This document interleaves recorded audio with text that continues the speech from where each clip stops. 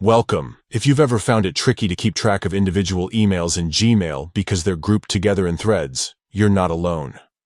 Gmail's conversation view is designed to organize related emails into a single thread, but sometimes you just want to see each message separately.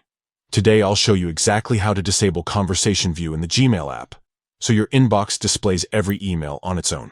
Let's get started. First, open the Gmail app on your phone or tablet. Make sure you're signed in to the account you want to update.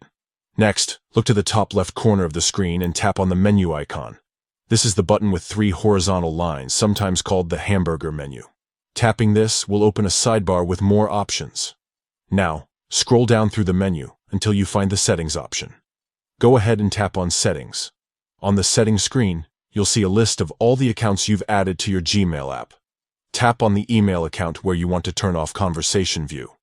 Once you're in your account settings, scroll down until you see the conversation view option. There will be a checkbox or toggle next to it. To disable conversation view, simply uncheck the box or switch the toggle off. That's it.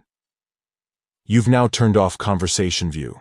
From now on, each email will appear as a separate message in your inbox, making it much easier to find individual emails and keep your conversations organized the way you prefer.